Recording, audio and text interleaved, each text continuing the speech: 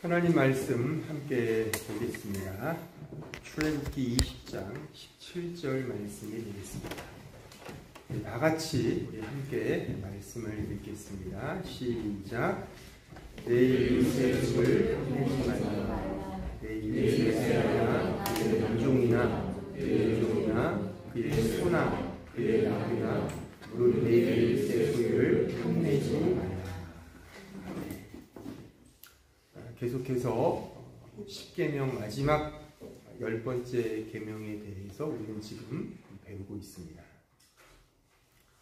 현재 우리는 적과 동지의 그런 미묘한 관계의 설정 위에서 살고 있습니다.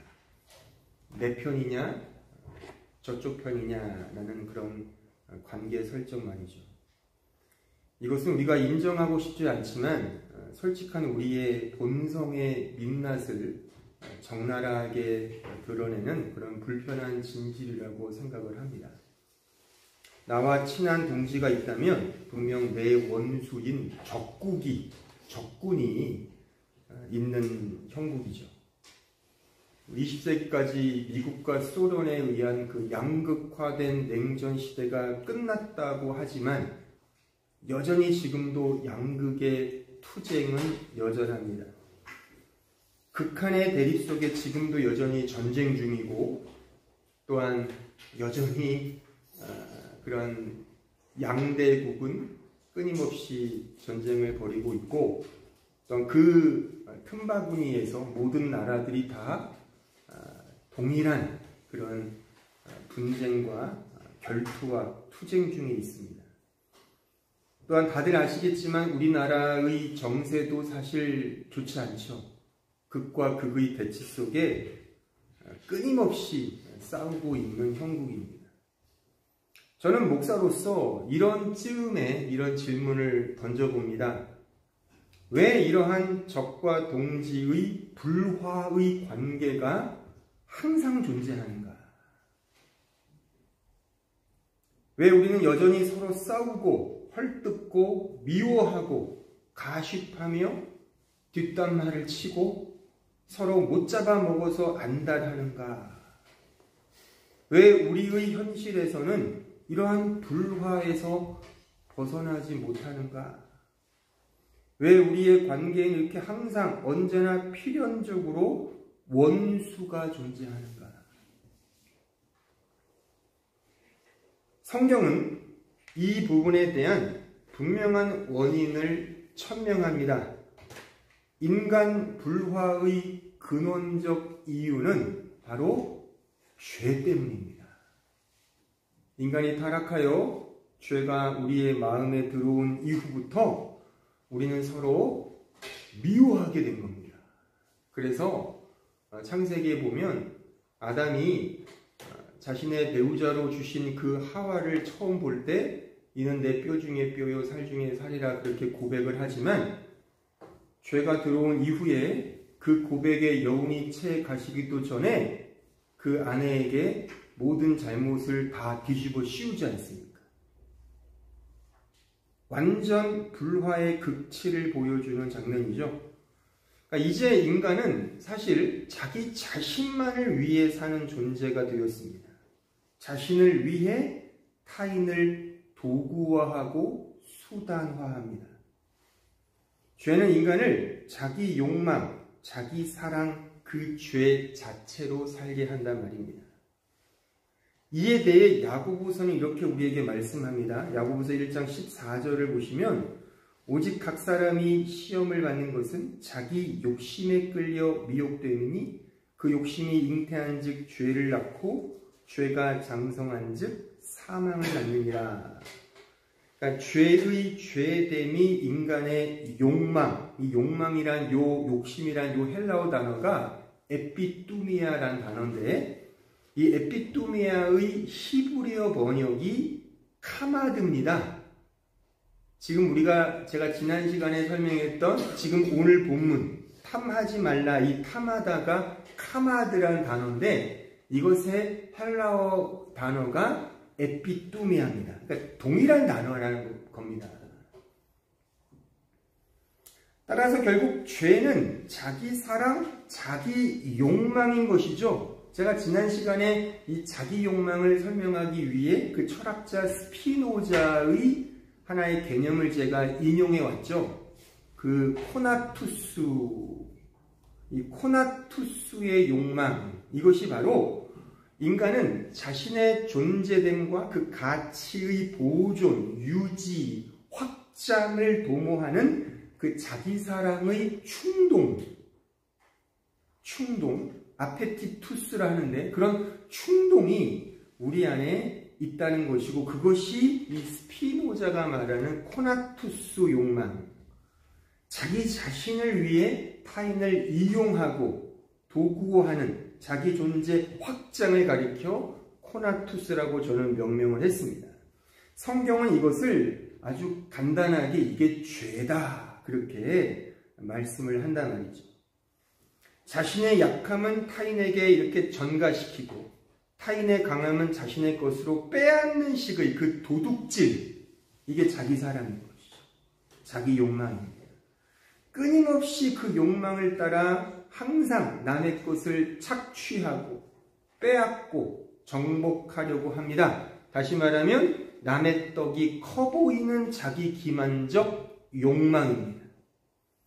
이렇듯 남의 떡이 커 보이는 이러한 본성은 항상 다른 사람을 의식하고 그래서 경쟁하며 그 우열을 통해 만족과 불평, 위로와 절망, 기쁨과 슬픔 등을 표출한단 말입니다.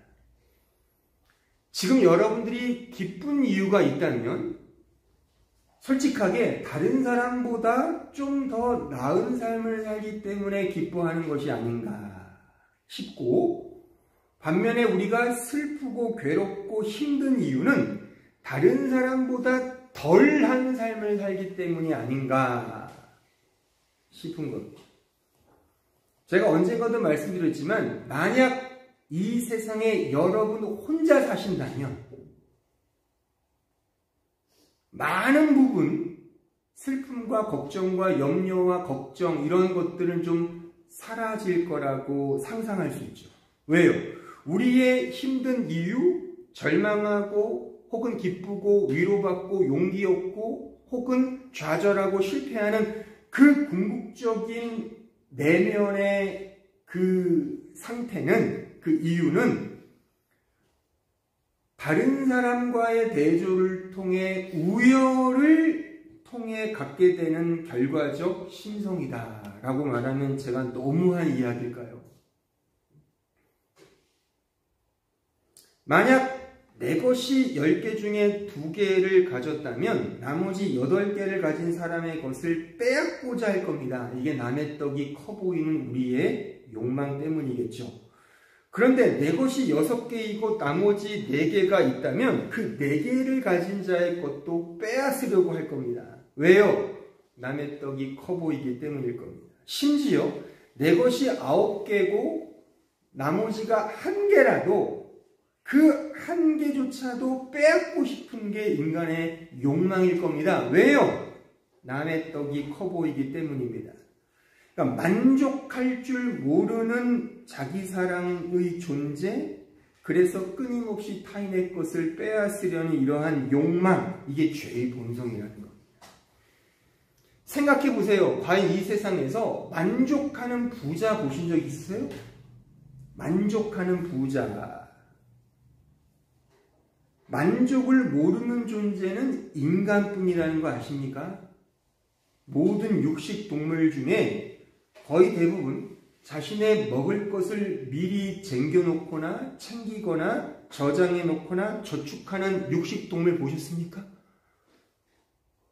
그때 잡아먹는 겁니다. 근데 유독 인간만이 지금 배불리 먹고 있는데도 불구하고 저장하고 저축하고 쟁겨놓습니다.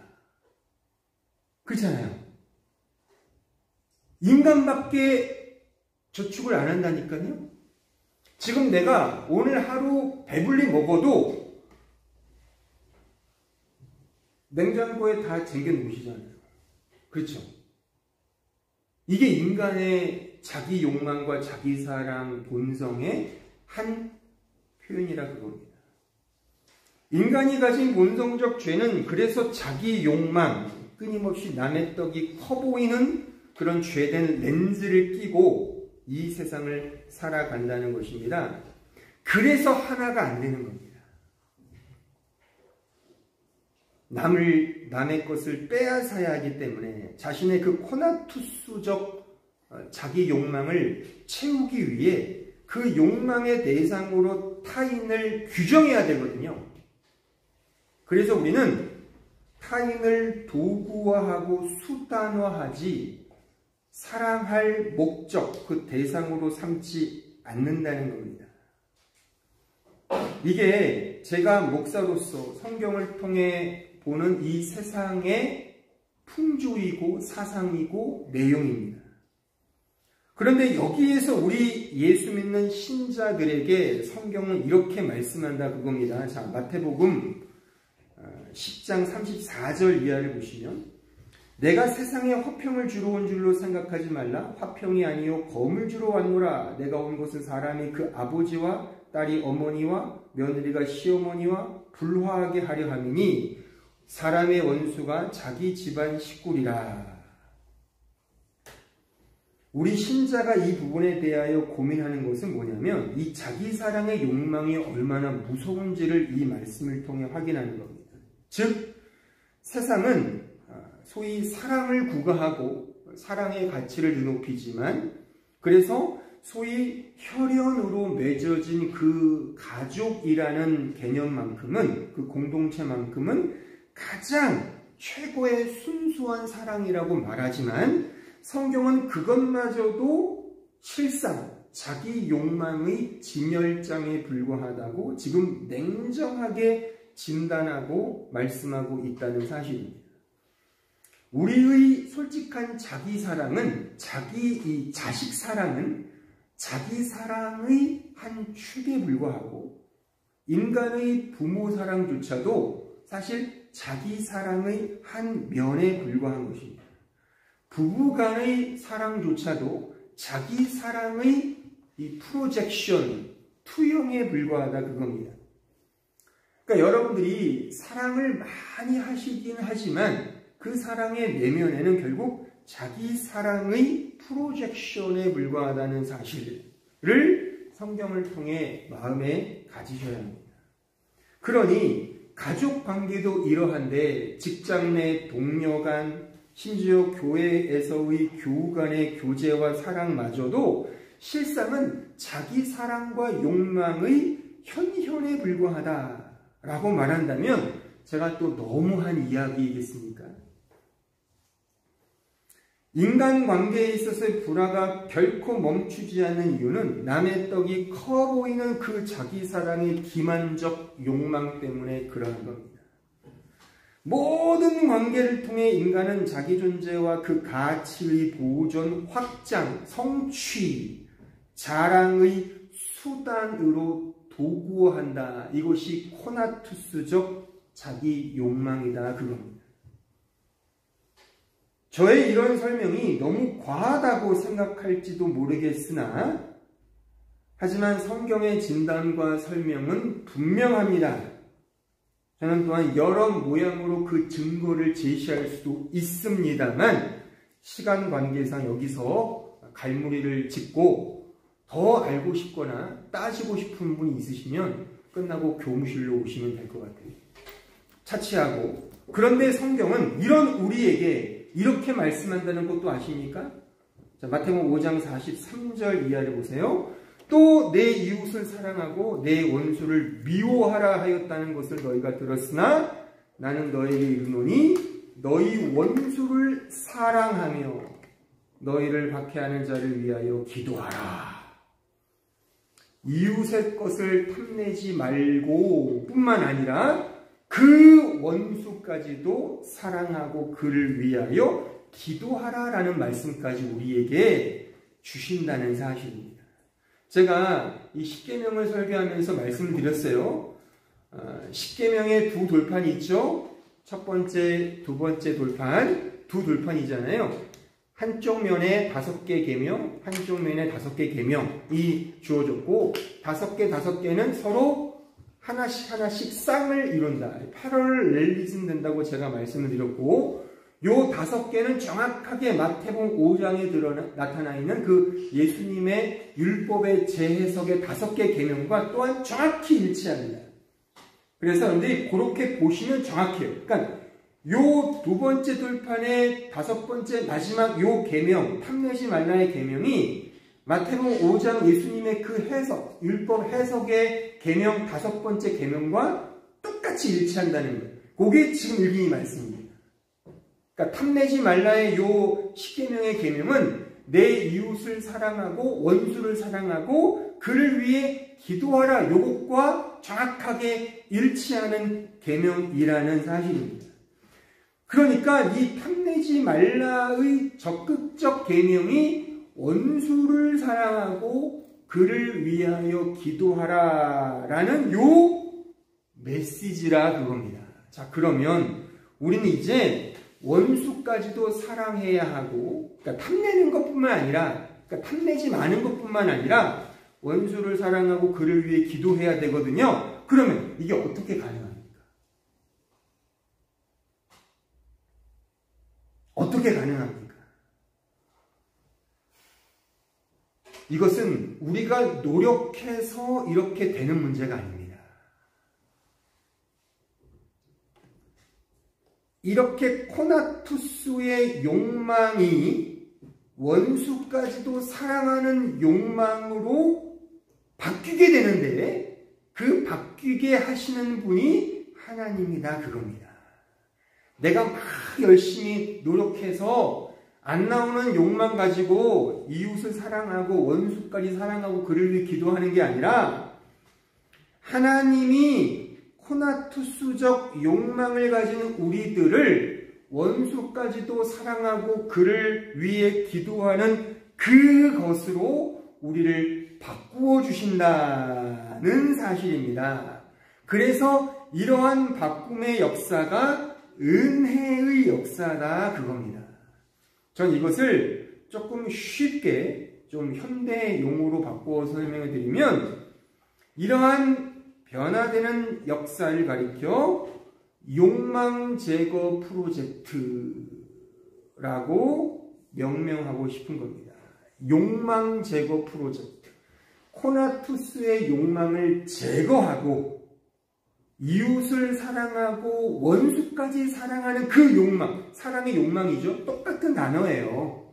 카마드라는 히브리어 에피뚜미아라는 이 단어가 부정적으로 쓰이면 욕망, 욕심이지만 긍정적으로 쓰이면 desiring God, 하나님을 열망하고 그를 사랑한다 그겁니다. 그러니까 욕망 제거 프로젝트를 수행하시는 분은 바로 내가 아니라는 겁니다. 인간이 아니에요. 할 수 없어요. 우리가 내놓는 거라고는 오로지 코나투스 욕망이에요. 기투적 삶. 그 엔트부어프라고 했죠. 제가 예전에 우리의 내 존재의 가치를 증명하기 위해 기투하는 막 자기를 드러내는 자기의 챙기기 이런 식의 그런 존재인 우리가 어떻게 바뀔 수가 있겠냐고 노력해서요? 다짐한다고요? 결단한다고요? 안 된다 그겁니다. 하나님이 그 일을 위해서 행하심이라 이 욕망 제거 프로젝트를 위해 하나님이 우리 편으로 오셨어요. 이게 성육신이고 이를 위해 십자가를 지셨어요. 이를 위해 죽으셨어요. 이를 위해 부활하신 겁니다. 이게 복음이죠. 이러한 욕망 제거 프로젝트를 확인할 수 있는 성경의 유익한 스토리를 제가 하나 소개하자면 그것이 바로 부자와 거지 나사로의 내러티브입니다. 자, 그 말씀 읽어봐야 되겠죠? 누가복음 16장 19절 이하를 보십시오. 잘 아는 내용인데 제가 한번 그래도 읽어보겠습니다. 한 부자가 있어 자색옷과 고운 베옷을 입고 날마다 호화롭게 즐기더라. 그런데 나사로라 이름하는 한 거지가 한 대 투성이로 그의 대문 앞에 버려진 채 그 부자의 상에서 떨어지는 것으로 배불리려 하매 심지어 개들이 와서 그 헌대를 핥더라. 이에 그 거지가 죽어 천사들에게 받들려 아브라함의 품에 들어가고 부자도 죽어 장사되매 그가 음부에서 고통 중에 눈을 들어 멀리 아브라함과 그의 품에 있는 나사로를 보고 불러 이르되 아버지 아브라함이여 나를 긍휼히 여기사 나사로를 보내어 그 손가락 끝에 물을 찍어 내 혀를 서늘하게 하소서. 내가 이 불꽃 가운데서 괴로워하나이다. 아브라함이 이르되 얘야 너는 살았을 때 좋은 것을 받았고 나사로는 고난을 받았으니 이것을 기억하라. 이제 그는 여기서 위로를 받고 너는 괴로움을 받느니라. 그뿐 아니라 너희와 우리 사이에 큰 구렁텅이가 놓여 있어 여기서 너에게 건너가고자 하되 갈 수 없고 거기서 우리에게로 건너올 수도 없게 하였느니라. 이르되 그러면 아버지여 구하노니 나사로를 내 아버지 집에 보내소서. 내 형이 5이 있으니 그들에게 증언하게 하여 그들로 이 고통받는 곳에 오지 않게 하소서. 아브라함이 이르되 그들에게 모세와 선지자들이 있으니 그들에게 들을지니라. 이르되 그렇지 아니하니이다. 아버지 아브라함이여 만일 죽은 자에게서 그들에게 가는 자가 있으면 회개하리이다. 이르되 모세와 선지자들에게 듣지 아니하면 비록 죽은 자 가운데 살아나는 자가 있을지라도 권함을 받지 아니하리라 하였다 하시니라. 이 이야기에서 우리가 주목해야 되는 핵심적인 내용은 이 부자와 거지 나사로의 대조를 통해 하나님 나라의 삶의 원리와 그 가치가 무엇인지를 보여주고 있다. 이 사실입니다. 먼저 부자는요, 세상에서의 부자를 가리켜요. 그러니까 세상적 부자를 가리키는 의미입니다. 그러니까 돈이 많다가 중요한 게 아닙니다. 그러니까 여기에 등장하는 부자는 우리가 종종 오해하는 게 뭐냐면 소위 흥부와 놀부전에 등장하는 그런 고약한 심술궂은 놀부 부자를 떠올리시면 안 됩니다. 야박하고 재수 바가지인 스크루즈 영감을 떠올려셔도 안 되는 것이고요. 갑질을 일삼는 재벌가의 막무가내 그런 자녀들을 생각하셔도 안 됩니다. 그러니까 말씀에 의하면 이 부자는 자색 옷과 고운 베옷을 입고 있다 그러잖아요. 이것을 결론을 말하면 이거는 이 사람의 남다른 종교성을 드러내는 이 표현입니다. 또한 호화롭게 즐겼다는 것에서 번역을 이런 단어로 해놨는데, 그러니까 부자에 대해서 대단히 안 좋은 뉘앙스를 품고 있는 번역가가 번역한 모양이에요. 근데 호화로운 이런 부자의 사치, 허랑방탕, 흥청망청, 놀기 바쁜 이런 부자의 단어가 아니라 우아하고 고상하게 인생의 의미를 향유하는 그런 단어입니다. 이게 원어로 보면. 물론 또 다른 의미도 있지만 이런 의미도 있다는 겁니다. 그러니까 이렇게 부자를 나쁘게만 보는 단어가 아니라는 거예요. 그러니까 지금 이 말씀 속에서 드러나는 부자의 뉘앙스는 우리식으로 말하면 좋은 부자, 멋있는 부자, 존경받는 부자, 늠름한 부자, 닮고 싶은 부자, 그런 존재인 겁니다. 근데 문제는 뭐냐면 이 사람의 부유함의 근거와 내용이 세상적이라는 것입니다. 이게 율법주의적 부유함이고 인본주의적 자기 자랑의 부유함이다 그겁니다. 다른 부유한 게 아니라 돈이 많다는 게 아닙니다. 이거는 실제 사건이 아니죠. 이거는 예수께서 어떤 사실을 설명해 주기 위해 만들어내신 비유잖아요. 반면에 거지 나사로는 돈이 없는 그런 거렁뱅이나 그런 못난이, 그런 이런 가난뱅이, 가진 거 없는 그런 걸 말하는 게 아닙니다.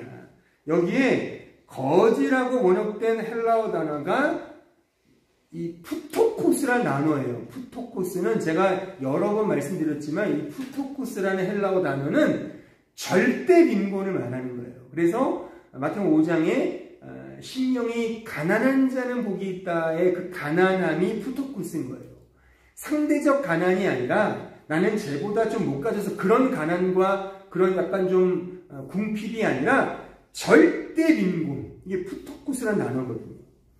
그리고 여기에 라자로스란 요 단어는 이 라자로스를 히브리어로 번역을 하면 엘 아자르인데 엘은 하나님이죠. 아자르는 도우다는 거거든요. 다시 말하면 하나님이 도우신다가 엘 아자르고 이것이 라자로스라는 단어입니다. 그러니까 여기서의 거지 나사로는 세상적으로 돈이 없는 그런 거렁뱅이를 말하는 게 아니라 하나님 앞에서 당신의 도움이 없으면 나는 안 돼요. 이런 전적인 하나님 앞에서의 심령이 가난한 자를 말하는 거랍니다. 그러니까 부자는 돈이 많은 부자 정도가 아니라 그런 의미가 아니라 하나님 없이도 이 세상적인 것으로 가득 채워진 사람. 그런 사람이 돈 많은 부자일 수도 있고 우리처럼 돈 없는 사람일 수도 있는 거예요. 이거를 가리켜 요건 나에게 해당되는 게 아니야 라고 생각하면 어불성설인 겁니다. 돈이 없이도 세상적으로 막 그 기투하는 삶, 막 자신의 코나투스를 막 추구하며 사는 사람이 부자인 것이고 돈이 억만장자이지만 다 이건 필요 없어. 나는 하나님의 도우심만이 필요해 라고 생각하는 사람이 거지 라자로스라 그겁니다. 따라서 부자는 이 세상의 원칙을 따라 사는 율법주의의 의인을 말하고 나사로는 이 거지는 하나님의 도움이 없이는 아무것도 할 수 없는 그래서 오직 은혜만을 추구하는 전적인 죄인을 가리키는 겁니다. 그런데 이 둘의 극명한 차이가 25절에 그 한 단어로 축약하여 설명할 수 있죠. 25절을 다시 보시면 얘야 너는 부자죠. 너는 살았을 때의 좋은 것. 이게 뭐예요? 넌 세상적인 것을 추구했잖아. 하지만 나사로스는 고난을 받았어.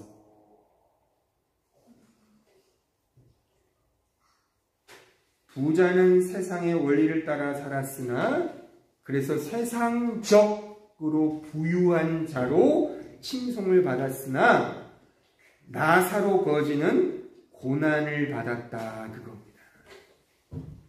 그래서 거지 나사로인 신자는 잘 들으세요. 이 세상에서 고난을 통해 하나님이 주시는 그 고난을 통해 자신의 코나투스적 그 욕망과 자기 존재 가치 챙기기의 그 기투적 삶이 죽어가는 겁니다.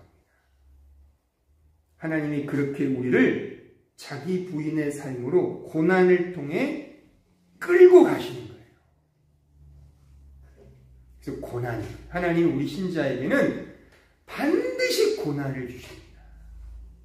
지금 읽었잖아요. 이 부자와 거지 나사로의 극명한 차이는 고난이라니까요. 어제 우리가 그 성경 공부를 했는데 어떤 지체가 이렇게 물었어요. 목사님, 그러면 믿음이 있다는 증거가 뭐예요? 지금 요 논리로 말하면 이겁니다. 복음의 고난. 고난을 받으시니까 믿음 있는 자 맞습니다. 고난이 없습니까? 그 다음 말은 알아서 들으세요. 하나님은 고난을 통해 신자의 자기 욕망과 자기 사랑의 죄를 죽여가십니다.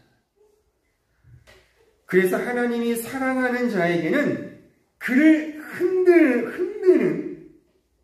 흔들고 막 못살게 구는 그런 고난의 광야를 통과하게 하십니다.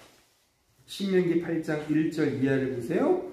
내가 오늘 명하는 모든 명령을 너희는 지켜 행하라. 그리하면 너희가 살고 번성하여 여호와께서 너희의 조상들에게 맹세하신 땅에 들어가서 그것을 차지하리라. 내 하나님 여호와께서 이 40년 동안에, 그러니까 40년이라는 기간은 이거는 이제 성경 전체의 그런 내러티브나 여러 가지 것들을 보면은 우리 인생, 신자의 인생 전체를 말하는 거예요. 이 40년 동안에 내게 광야길을 걷게 하신 것을 기억하라. 보세요. 이는 너를 낮추시고 너를 시험하사 내 마음이 어떠한지 그 말씀, 명령을 지키는지 지키지 않는지를 알려 하심이라. 너를 낮추시며 너를 줄이게 하시며 또 너도 알지 못하며 내 조상들도 알지 못하던 만나를 내게 먹이신 것은 사람이 떡으로만 사는 것이 아니요 여호와의 입에서 나오는 모든 말씀으로 사는 줄을 내게 알게 하려 하시기 위해. 우리의 인생 40년 동안 광야의 길 또한 만나라고 하는 이 만나라는 요 단어는 만후라는 이 질문형에서 온 단어예요. 만후가 뭐냐면 영어로 번역하면 What is it? What is it? 이건 뭐야? 이거예요. 뭐야? 그러니까 만나라는 거는 고유명사가 아니에요. 그러니까 자체 의미가 없어요. What is it이에요, 그냥. What is this? 이게 뭐야? 그러니까 이름이 없는 거예요. 이름이 없는 만나를 매번 주셨어요. 이게 뭘까요? 명칭이 없다는 거는 이 실체가 없다는 것의 상징적 표현이거든요. 그러니까 이름이 없다는 거는 실체가 없다는 거잖아요. 우리 모두는 이름이 있잖아요. 이름이 불려지면서 나라는 실체가 드러나는 거거든요. 그러니까 명칭과 이름이 그래서 중요한 건데 요 만나는 이름이 없어요. 아무것도 아니고 모르는 거예요. 근데 이거를 우리의 육체적 생명이 연명되도록 하나님이 그렇게 주셨단 말이죠. 이것도 모아놓지 못하게 하셨죠. 먹을 때 그 하루치만 주셨어요. 만약에 요 인간들이 욕심부려서 이거를 쟁겨놓으면 그 다음날 반드시 썩습니다. 그날에 만나만 하나님이 주셨다는 거예요. 근데 요 만나는 눈에 보이는 양식이긴 하지만 요 만나, 요 떡은 뭐를 상징하는 거예요? 지금 이렇듯이 요 떡은 먹는 그 떡이 아니라 하나님의 말씀이다. 그래서 너가 지금 시공 속에 사는 인간이 어쩔 수 없이 눈에 보이는 양식을 통해 우리의 생명이 연명되며 살지만 그 양식, 그 만나, 그 땅의 진정한 실체는 눈에 보이는 그 만나가 아니라 그것이 가리키는 하나님의 말씀, 그 복음, 그 은혜라고 하는 사실입니다. 그래서 이렇게 우리를 인도하시는 거예요. 정말 아무것도 아닌 그 만나를 주시면서 너 이거 없으면 죽는 자 맞지? 근데 이것이 바로 이 말씀이야를 확인시키시면서 실체 없는 우리의 실존을 폭로시키시면서 우리가 추구하는 그 세상적 욕망을 제거하시는 그 광야의 길을 걷게 하시면서 하나님이 우리를 하나님 닮는 예수님을 온전히 믿는 그 믿음의 길로 인도하신다는 사실입니다. 말씀을 양식의 떡으로 보면 그거는 기투적, 코나투스적 삶으로 지향될 수밖에 없죠. 하지만 그 떡을 말씀으로 알면 그것이 우리를 자기 부정, 자기 부인의 길로 인도하게 된다는 겁니다. 왜요? 그 만나 자체는 아무것도 아니니까. What is it? 이게 뭐야? 아무것도 아니라 그거예요. 아무것도 아니니까 이거 헛된 거구나. 그 전도서에 그런 말씀이 있는 거예요. 이 모든 것은 헛되고 헛되니 모든 것이 헛되구나의 고백이 터져 나오고 그래서 엘아자르, 하나님의 유일한 그 도우심만이 필요하구나를 알아먹게 하기 위한 광야의 길, 그래서 주신 장치가 만나, 떡이란 말입니다. 근데 그 떡 자체도 실체는 말씀인 것이죠. 그렇게 그 고난의 길을 통해, 그 광야의 고난의 길을 통해 우리의 욕망, 그 코나투스, 에피뚜미아, 그리고 우리의 그 세상적 디자이어링, 그 욕심을 제거하신다는 겁니다. 그런데 그 제거에 있어서 한 걸음 더 나아가 구체적으로 제가 설명해 드리는 거예요. 그 제거에 있어서 그 시작점이 뭐냐? 그 시작점이 뭐냐? 바로 내 욕망, 내가 가진 이 욕망이 바로 죄구나에 대한 폭로다 그겁니다. 그 죄인됨이 폭로되고 확인되는 그 현실, 그게 우리 신자에게 피연코 경험되어야 할 스타트 라인인 겁니다. 나는 정말 남의 떡이 커 보이는 그런 욕망의 렌즈를 끼고 있구나. 나는 모조리 착취하려는 그런 도둑이구나. 이거. 심지어 하나님의 영광마저도 내 영광으로 빼앗으려고 하는, 마치 다른 사람의 피를 빨아먹는, 하나님의 그 피를 빨아먹는 흡혈귀가 바로 나구나. 그런 자신의 존재 인식, 확인, 폭로, 그 스타트 라인에 서야 하는 것입니다.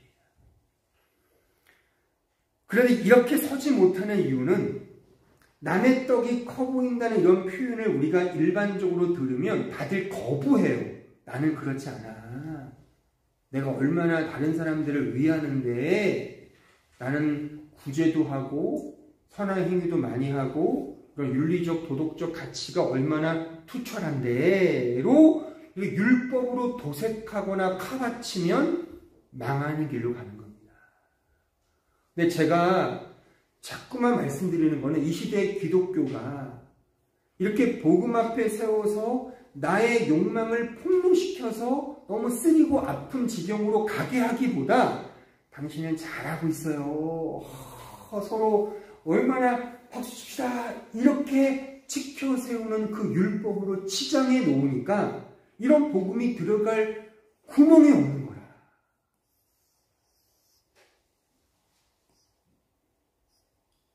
나는 신앙생활 오래 하고 말씀을 많이 한다고 자부하는 저 같은 목사들이 빠질 수 있는 율법의 도색, 카바치는 자기 모순, 자기 기만을 우리는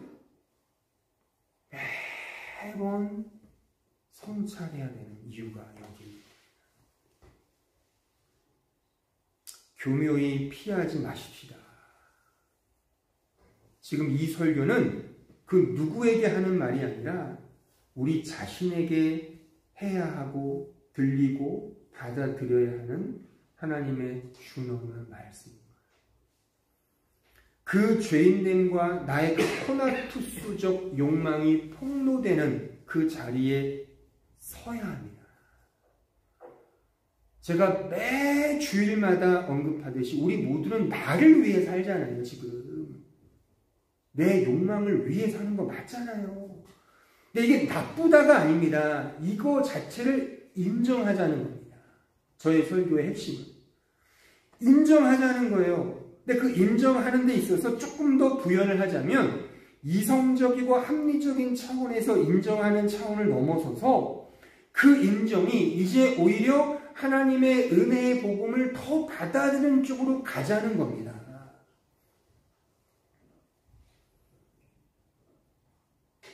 자기 기만, 변형된 자기 사랑의 욕망으로 가지 말고 이렇게 또다시 자기 기만과 자기 욕망으로 가는 인정이 되면 그 자체도 기투적, 코나투스적 욕망으로 또 가게 된다니까요. 그러니까 우리가 이런 말씀을 듣고 오늘 뭐 목사님 뭐 바른 소리 하셨네. 맞아, 그렇지. 자기 부인해야지. 이렇게 될 문제가 아니라니까요. 무슨 어떤 산수 공식 외우듯이 이런 공식 있다. 이렇게 그렇게 될 문제가 아니에요, 이거. 그 자신의 영적인 지식의 어떤 향유화를 위한 지적인 포만감을 위해 교리를 공부하고 막 교리를 외우고 말씀을 공부해서 나 요거 알아, 요런 말씀 알아, 요런 식의 자기 지식의 포만감을 위해서 이런 말씀과 복음을 이용하면 그게 기투라니까요. 그러니까 저 같은 목사들이 요런 깨닫고서 야 요거 정말 기발한 진리네. 야 나 역시 뭔가 좀 탁월한 그런 사람인가가 요게 코나투스라니까요. 제가 종종 신학 세미나나 이런 데 가면은 그런 사람들이 보여요. 저도 그래요. 제가 그 자리에서 강연하거나 강의하거나 발표할 때도 아주 그냥 이 자존감이 이빨이 올라와서요. 막 그냥 그렇게 막 강연한다니까요. 그때 저는 느낍니다. 아, 요게 코나투스구나. 이거를 알고 그래서 어쩔 수 없어요. 그렇게 안 바뀔 수가 없어요. 내가 막 나를 위해 추구하는 삶을 사는데 그걸 버릴 수 있는 사람이 있습니까? 누가 있어요 도대체? 대보세요. 제가 종종 인용하는 그 알버트 슈바이처 박사학위 5개가 있었던 그 사람이 모든 걸 내려놓고 아프리카로 갔다 그러잖아요. 성자, 그 의술을 펼치는 거의 허준대감이죠. 그 심의가 되기 위한. 근데 가만히 보세요. 그 사람이 그 모든 것들을 버리고 아프리카에 가서 지금 어떻게 됐습니까? 위인전에 올라와 있잖아요. 인간적 차원으로 보면 자기만을 위해 악착같이 동물었던 의사, 이름도 없어요. 무명이에요. 아무도 몰라요. 근데 그 알버트 슈바이처 박사는 다 누리고 있잖아요, 지금. 모든 아이들을 존경하는. 우리나라 다 의사 좋아하잖아요. 누구처럼? 슈바이처처럼. 근데 그 사람이 예수를 안 믿었다니까요. 신학자인데. 그 사람이 알고 있던 그 지식들과 내용들은 자기 기투인 겁니다. 명확하게 말하면. 여러분들이 존경에 맞이하는 종교적 지도자들 그 자체가 코나투스라니까요. 그러니까 진정한 주님을 닮아가는 사람들은 그런 자체에 대한 혐오감을 갖는 사람들인 거예요. 말하자면. 지금 우리의 삶을 그래서 감사하십시오. 아, 내가 정말 이름 날리는 스타가 돼야 되는데 그러지 않고 무명으로 사는 지금의 삶이 오히려 기투적 코나투스적 삶을 하나님이 아예 원천 봉쇄하는 이러한 삶의 여정이 오히려 감사한 겁니다. 역설이죠, 이 자체도요. 그러니까 우리가 지금 가난하게 살고 이게 물질적 가난함이 아닌 거예요. 내가 어떤 식으로 초라한 인생을 살더라도 그것 자체가 감사할 수 있는 이유는 우리는 오직 하나님의 영광을 위해 그분의 목적을 따라 이 세상에 나온 존재이기 때문에 내가 어떤 삶을 사든 그것은 하나님이 가장 크게 받으시는 기쁨인 겁니다. 제가 매주일 주일학교 설교를 하잖아요. 뒤에 앉아서 애들 예배를 보거든요. 아, 이렇게 아이들이 순수할까? 진짜 아이들은요, 아무것도 필요 없어요. 그냥 얘기하면 다 믿어요, 그냥. 그러니까 믿으니까 이렇게 사기를 잘 당하겠죠. 이렇게 유괴도 당하고 이렇게 이상한 어른들의 그런 속임을 당하지만 그 자체가 되게 순수하잖아요. 순진하잖아요. 물론 어린 아이도 죄가 없다는 말은 아니지만 상대적으로요. 그러니까 진짜 말하자면 어떤 때가 묻지 않은 그냥 고지고대로 믿는 게 있단 말이죠. 근데 나이가 들수록 다 의심을 하고 언제나 대조적으로 대비하여 상대화시켜서 내가 기투적, 내가 쟤보다 나아야 돼.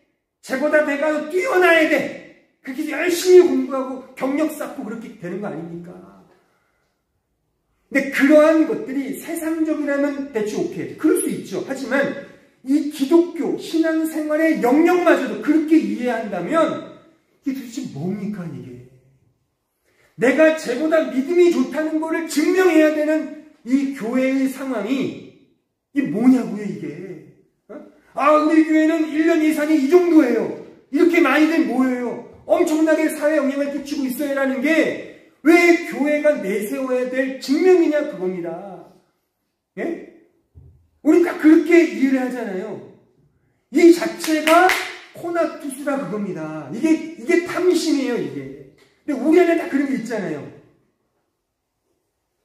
그러니까 우리의 믿음 생활의 영역까지도 그렇게 기투적, 코나투스적 삶으로 산다면 그게 선악과 나무라는 겁니다. 우리는 매 순간에 선악과를 먹고 있는 거예요. 지금도요. 계속 먹고 있습니다. 내 자식을 위해, 내 가족을 위해, 나를 위해 끊임없이 경주하고 있는 우리 자신의 그 실존이 이 복음 앞에 폭로가 되어 내가 도둑 맞구나. 내가 탐하는 그런 에피토미아 이런 존재가 맞구나를 인정하자는 겁니다. 이걸 제대로 인정하면 근본적으로 그 자기 부인의 지점은 다시 언제나 오직 은혜 앞으로 가게 된다 그겁니다. 이런 질문이 유효하죠. 즉 이런 나를 왜 하나님은 여전히 사랑하시는가? 이 질문이 나오셔야 돼요. 나는 하나님을 위해 열심히 하고 있어요가 아니라 왜 이런 나를 왜 여전히 하나님은 사랑하시지? 왜? Why me? 왜 나를? 이런 질문을 한 번도 안 해보신 분들은 은혜를 모르는 겁니다. Why me를 고백하는 사람에게 있어서 그 why me, why you를 보게 되죠. 그럼 그에 대해 용서하지 못할 그런 계제가 어디 있겠어요? 그게 원수까지 사랑하게 되는 그 지점인 겁니다. 왜? 우리 모두는 why me, 다 why me를 해보세요. 그러면 why you, 너도네. 내가 너에게 너를 받아들이지 못할 이유가 어디 있어? 여전히 남을 미워하고 투기하는 험담하고 하는 그 정서는 남의 떡이 커 보인다는 이 실체를 자신의 이기성과 자기 사랑의 근거로 삼기 때문에 그런 불화가 끊이지 않는 겁니다. 그런데 내 자신이 이런 존재구나를 그냥 그렇게 받아들이고 인정하면 거기에서 그래서 이런 나를 내가 한평생 모태신앙으로 태어나 한평생 주님을 섬기고 믿었던 나도 이 모양 이 꼴이구나를 확인하면 근데 나를 왜 사랑하시지? 이런 교묘하고 교활하고 간교하고 정말 말로 다 할 수 이런 교묘한 나 같은 죄인 중의 괴수를 하나님이 왜 나를 사랑하시지를 질문을 던지면 거기에서 하나님의 놀라우신 만져주시는 은혜를 또한 경험하게 된단 말입니다. 그리고 성경은 분명히 우리에게 말씀합니다. 하나님은 분명 이런 우리조차도 한없이 사랑하신다. 물론 이렇게 염려하는 사람도 있을 수 있을 겁니다. 이렇게 무지막지한 하나님의 사랑과 은혜만을 강조하면 신자가 자신의 죄에 대해 합리화시키지 않겠는가. 자신이 그렇게 거룩히 못 사는 것을 이렇게 퉁치거나 합리화시키거나 교묘한 술수와 모략을 펼치는 데에 기여하는 그런 논리적 설명이 아니겠습니까? 그러니 그런 설명은 좀 자제해 주세요 라고 그렇게 아마 생각하시는 분이 있을 수 있는데 그럴 수 있다고 생각해요. 왜? 오히려 인간의 교묘함이 그런 수준까지거든요. 제가 은혜와 사랑을 강조하면 은혜와 사랑을 강조하면 그러면 누가 과연 자신의 멍에를 메고 십자가를 지고 주님을 쫓아가겠는가? 좀 어느 정도 하셔야지 라고 이야기할 수도 있을 텐데 하지만 그렇게 생각하는 사람은 오히려 하나님의 은혜와 사랑을 그 사랑의 역사를 잘 모르는 무지한 사람이라고 저는 말하고 싶어요. 설령 심지어 그렇다 손 치더라도 그것이 나의 교묘한 술수와 모략에 어떤 기여를 한다 하더라도 괜찮습니다. 왜냐하면 하나님의 은혜와 사랑은 우리의 간교하고 교활한 죄와 악보다 더 크시기 때문입니다. 이거를 믿자고요. 그것이 여기에 기록되어 있죠.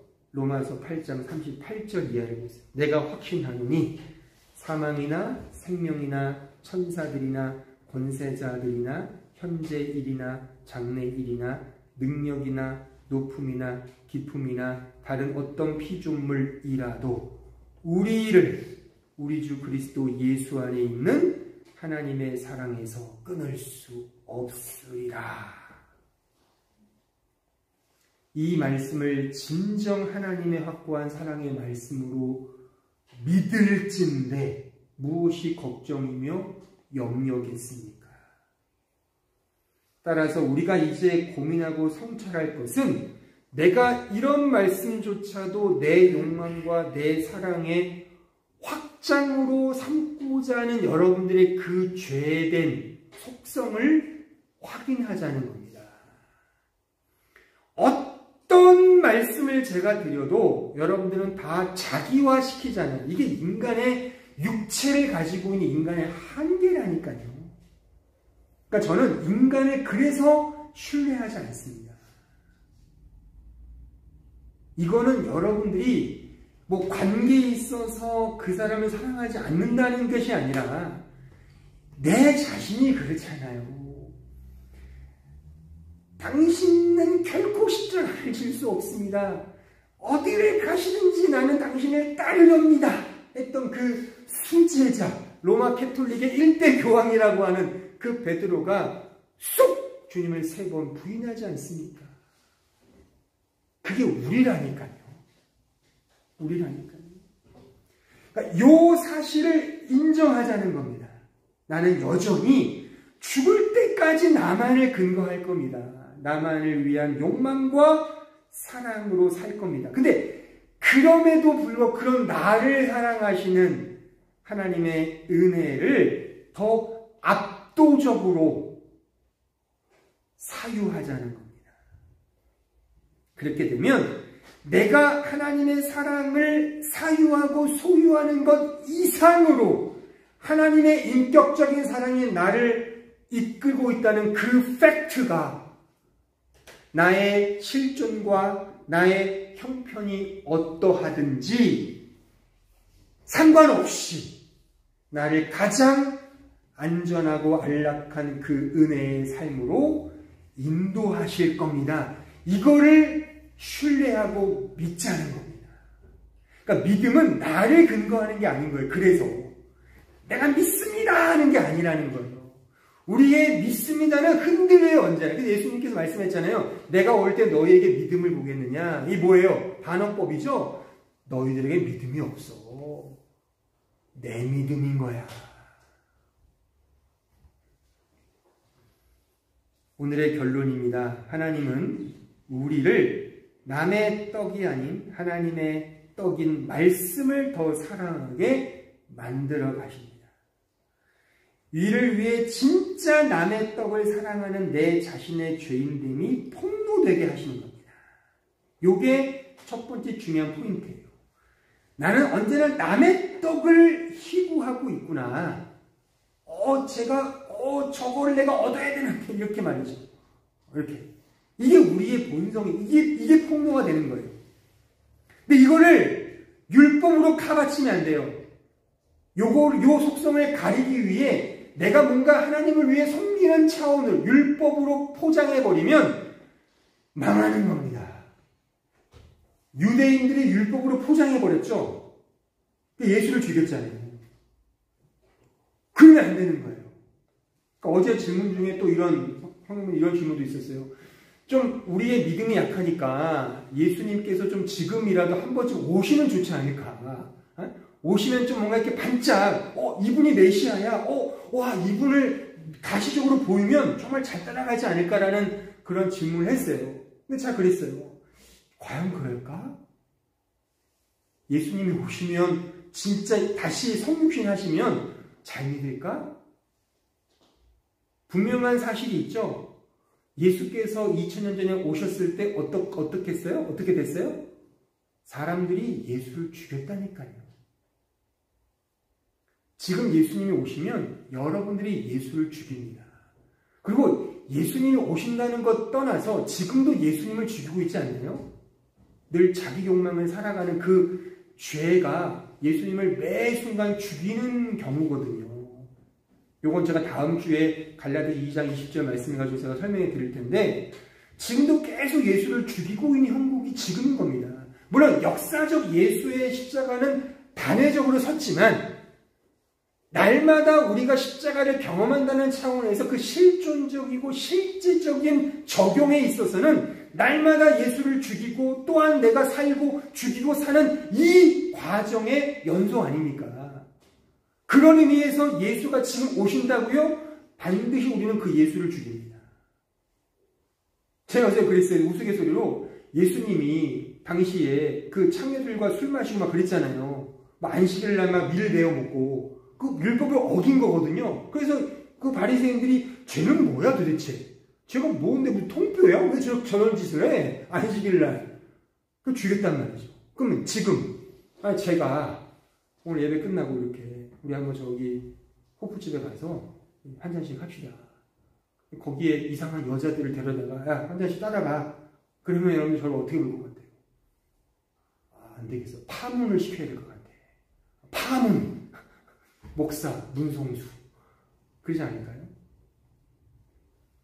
그러니까 예수가 온다고 되는 문제가 아니에요. 그러니까 예수가 오셔서 이것을 우리에게 폭로시키는 겁니다.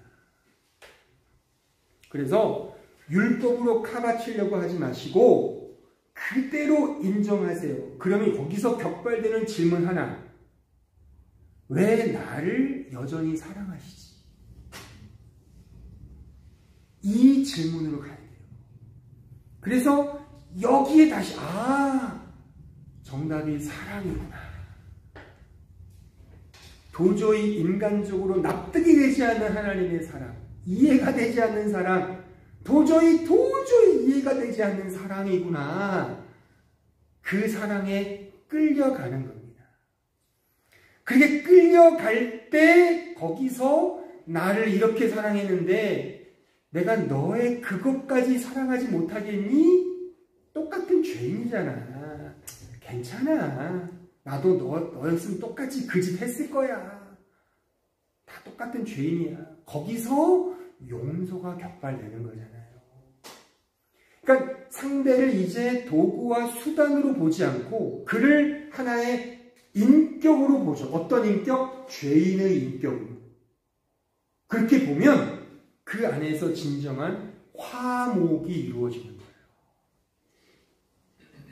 그게 진정한 공감이고 그것이 진정한 소통인 겁니다. 기독교에서 말하는. 세상에서 말하는 소통 그거 아닙니다. 정치적 이합집산 그런 거 아니에요.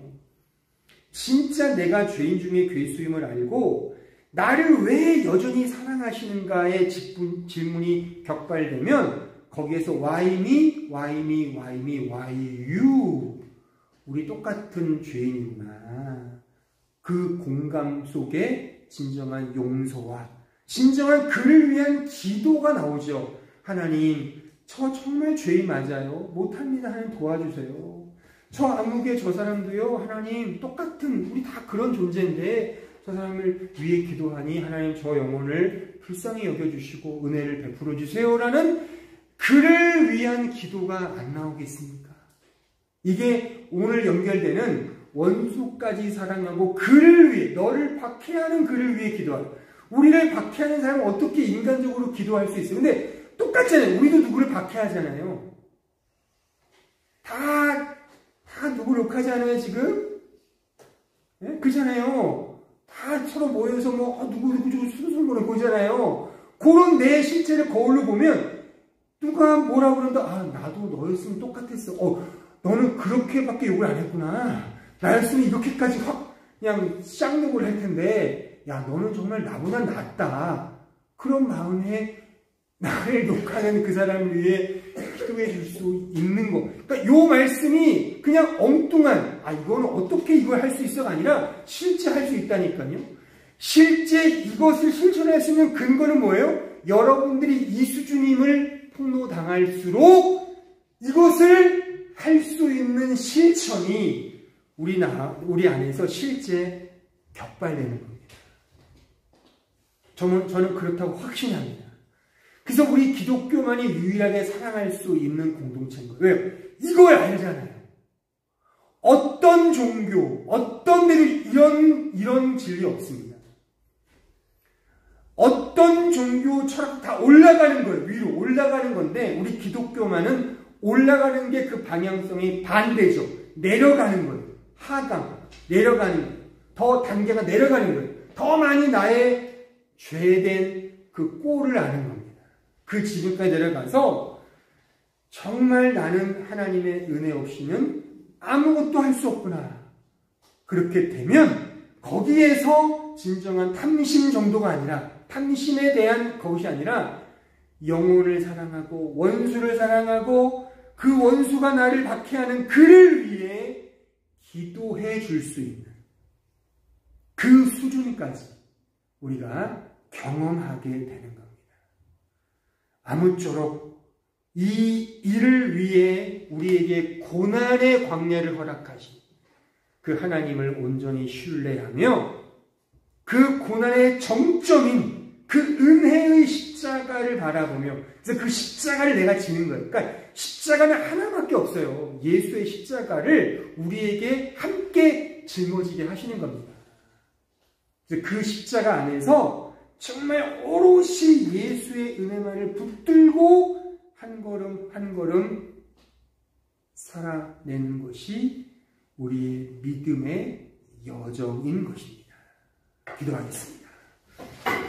아버지 하나님 감사합니다. 오늘 이 말씀을 통하여 하나님께서 사랑하시는 자에게 그 욕망 제거 프로젝트의 일환으로 우리에게 광야의 고난을 허락해 주셨음을 확인했습니다. 하나님, 우리는 이러한 고난이 없으면, 십자가가 없으면 결단코 우리 자신의 욕망 덩어리임을 확인하지 못합니다. 그러기에 우리에게 고난을 허락하사 욕망이 욕망됨을 깨닫게 하시고 그 욕망이 변하여 이제 나 같은 죄인을 사랑하신 그 하나님의 사랑을 따라 원수를 사랑하고 나를 박해하는 자까지를 위해 기도하는 그 자리까지 내려가야 한다는 사실을 확인했습니다. 하나님, 너무나도 버겁고 힘든 길임에 틀림이 없고 그래서 좁은 길이고 십자가의 길이며 순교자의 길임을 또한 우리는 압니다. 그러기에 우리의 힘으로 결단으로 노력으로 우리의 수준으로 할 수 없음을 고백합니다. 우리는 날마다 죄인으로 고백되고 폭로되고 확인되는 그 자리에 설 수밖에 없습니다. 그런데 그 자리에서 역설적이게도 바로 그 자리에서 그 흙의 자리에서 가장 낮은 처음 그 자리에서 하나님의 사랑을 누리고 그 사랑을 따라 다른 사람들에게 눈을 돌려 그 사랑을 흘려줄 수 있는 그 은혜를 우리가 확인했사오니 우리가 부족하고 연약하지만 하나님의 그 사랑을 받은 자로서 그 사랑을 흘려주는 믿음의 종들 다 될 수 있도록 함께하여 주옵소서. 예수님의 이름으로 기도하옵나이다. 아멘.